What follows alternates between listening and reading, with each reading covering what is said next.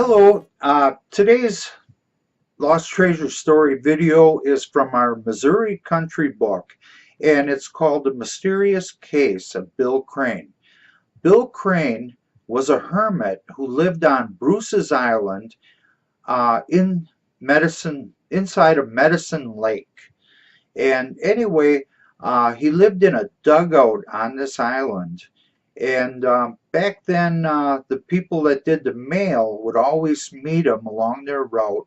The man riding the horse, delivering mail, picking up mail. The mail was handled out for the post office through either, I believe it was Culberson at the time. And he would get this package every so often from Mr. Crane. And it was addressed to the same address in Chicago. It was kind of this big, and heavy, and they'd mail the package off. And so, anyway, always to the same place in Chicago.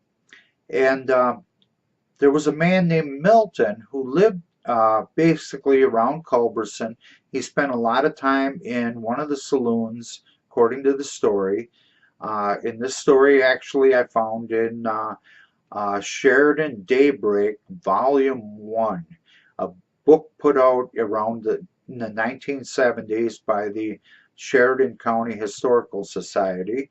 And so I stumbled on a lost treasure story, even though it kind of wasn't about treasure.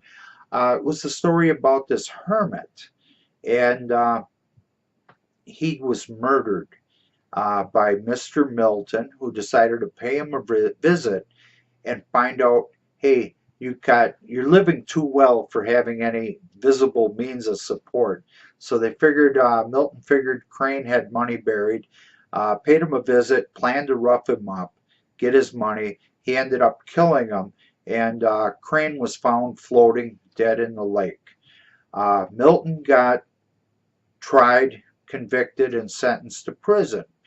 Well, a couple years later, more homesteading took place, and there was two women, and named them in the story, and they're in my book. They were digging, I assume for worms for fishing or something, and it named the property line for these two property owners. They were digging along this property line, and they hit something hard, and what they found was $100 in silver coins.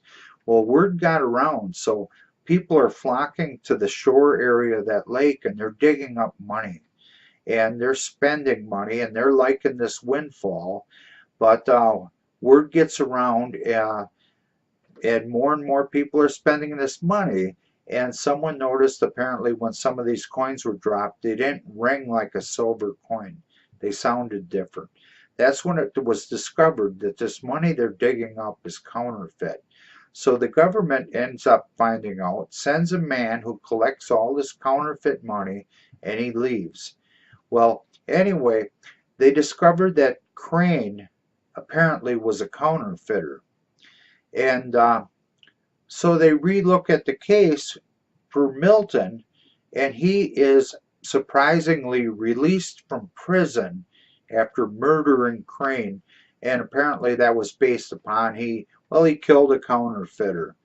Maybe they looked at it as he did society a service. So anyway, Milton's released from prison. He drops from the story. Whether he stayed clean or got in more trouble, I don't know. But anyway, the dyes that Crane was using to make his money were never found. What they do know is he lived in a dugout on Bruce's Island inside of Medicine Lake.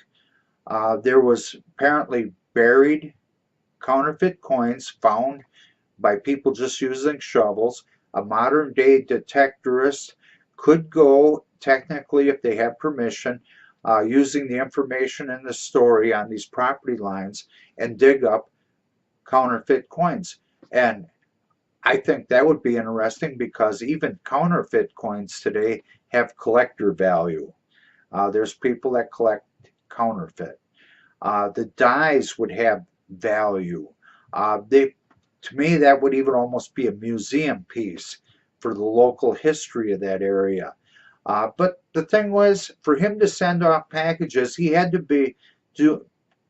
He's doing this to get some money back. So uh, there's a possibility that Crane had some money buried that was legitimate money in this area. So anyway, you got a potential of the dies, real money, and counterfeit money all in this area because when this happened, there were no metal detectors. Our story further flushes out with, I believe, the years are 1887, 1892, and 1914, and there were counterfeit articles for different parts of Montana. One of the stories, 1914, they arrest this guy for being drunk, and while they're arresting him, he's trying to throw away gold coins. And that's when they discovered he was in possession of counterfeit $5 and $10 gold pieces. And so they were checking out to see if he was part of a counterfeit ring going on. The $5 gold piece, I believe, was the most common counterfeited. They didn't use gold. They took some base metal or a Liberty nickel and gold plated it and tried to pass it off with dim lighting or people that were gullible. Another article from the 1880s basically said there was a sheep herder in the area passing off fake $5 gold pieces, but he mysteriously disappeared, and there were a few locals still holding $5 gold pieces to remember him by. So I bet they were happy with him.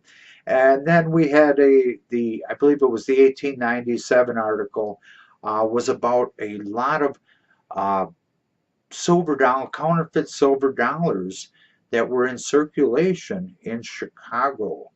And so that ironically was where Crane was mailing his counterfeit coins was to Chicago. So that was kind of unique to see a Montana-based article for Chicago with counterfeit silver dollars. We do include in the story a little bitty article on the new post office at Freud, Montana, opening, and that it's letting people that mail or receive mail, you can start addressing your mail for Freud because anyone in Chicago knows where Freud is. It's kind of a unique reference back into Chicago. So anyway, the Bill Crane story, where he was a counterfeiter, back in the old days, counterfeiting money was about as common as bootlegging was a few 20, 30 years later. So anyway, that's the type of stories we put in our books. So hopefully someone will enjoy regional local history and probably look a little closer at their change someday when they get it. Until then, have a good day. Bye.